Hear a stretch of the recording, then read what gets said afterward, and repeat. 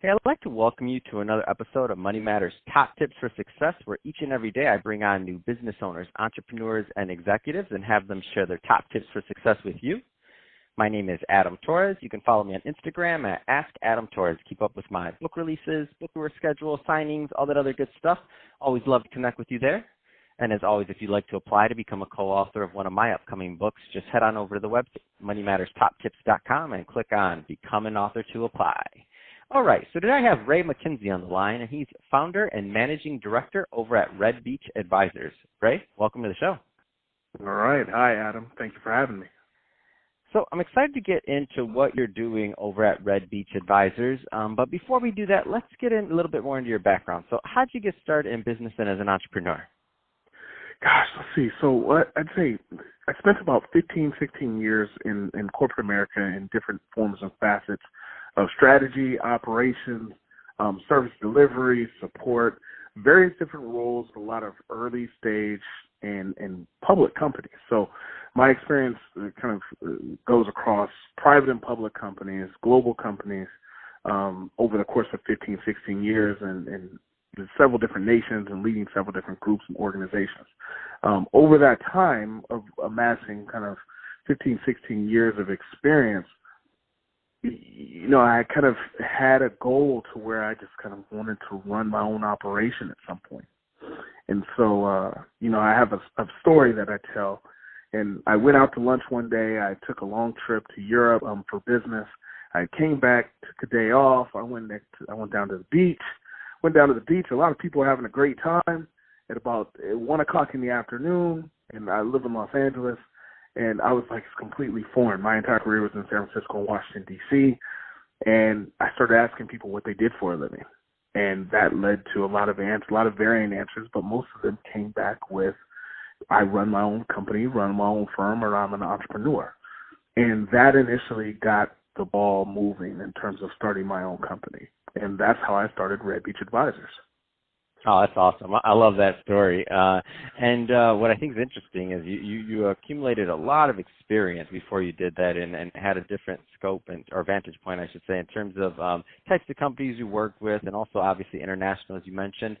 That being said, there's some younger entrepreneurs out there that are listening that are maybe they're just getting started with their first business. So I think they're just graduating college maybe, or they didn't go to college and they're going to just get out there and they want to stake their flag as an entrepreneur.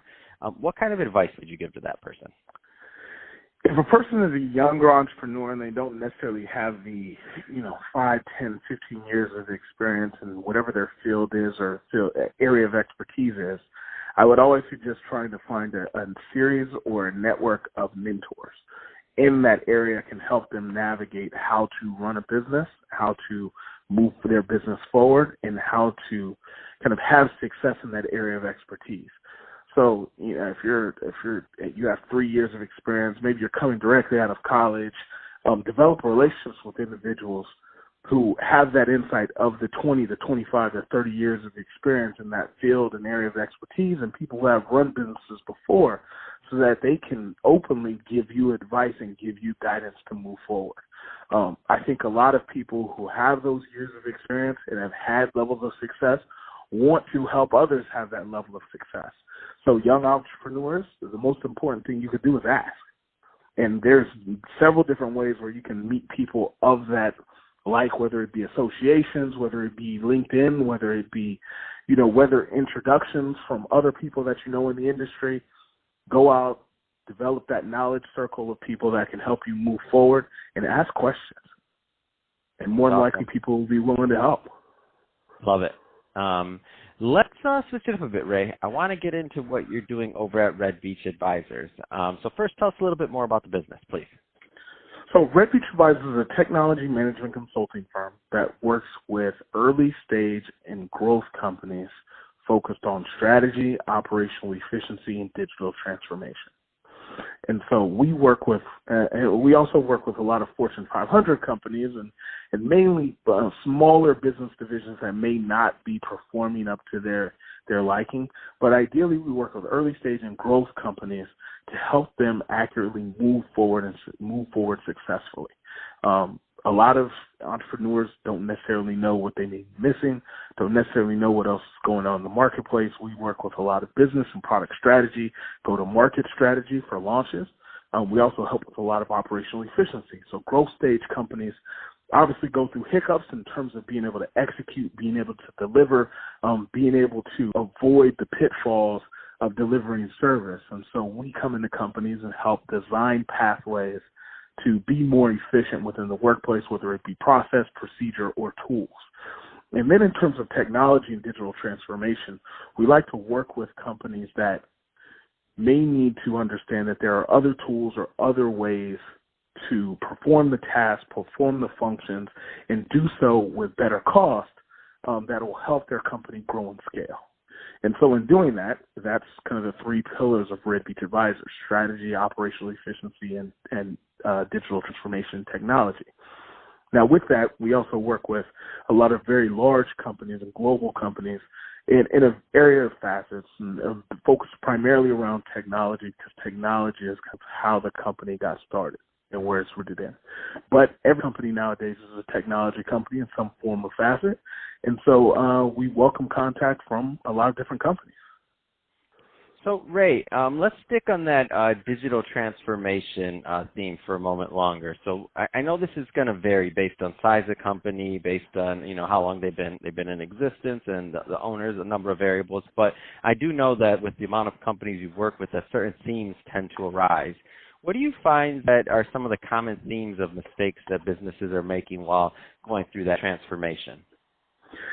Businesses, I'd say the most common mistake that I've seen is companies selecting a tool based upon popularity and not focused on need. So if you're a company that has 20 to 30 employees, you don't necessarily need the same tools that a company that has 5,000 to 10,000 employees has. And there's different tools for different stages in your company. So you may need, if you're a 1 to 5 or 6% shop, there's no reason for you to use a tool that a company the size of 500 to 1,000 employees to 10,000 employees uses. You're not at that stage. There's different tools for different stages, and depending upon how your business grows, you implement those tools at those different stages. I love that answer. I love that answer. And the one where I find this comes up the most, and I don't know how or why I get these calls, but because I'm definitely not in the digital transformation business, but I'll get the call on what CRM do you use, or what do you, and I'm like, you don't need, I'm like, a CRM's built for a huge company. You got a 5-man shop. You're good using something else. You don't have to pay for that full suite of everything under the sun at this moment. Don't worry. When you grow and hopefully you have 1,000 people or more employees, if that's your ambition, guess what? Whatever enterprise software guy that's selling you that new CRM is going to be more than happy to help you transfer your data. Don't worry. It's part of their job. You'll be okay. Exactly. There's enterprise level tools and there's small business tools. And, in the financial world, obviously, we run across things to where, hey, do we use QuickBooks? Do we use Excel? Do we use an ERP system like NetSuite? Do we use, Scale Factor? Some of these other tools that are there. And every business is a little different, depending upon the size of your company in terms of employees, the size of revenue, along with the amount of customers or clients that you have. That's awesome. Well, hey, Ray, if somebody's listening to this and they want more information on Red Beach Advisors or to connect, what's the best way for them to reach out? The best way would be to visit the website, www.redbeachadvisors.com. You can also add me on LinkedIn. I check LinkedIn frequently, and you can look me up, Raymond McKenzie, with Red Beach Advisors. And so anybody's welcome to contact me, reach out, ask questions, and schedule time, and we can find a time to talk and introduce each other and develop a relationship. That's awesome.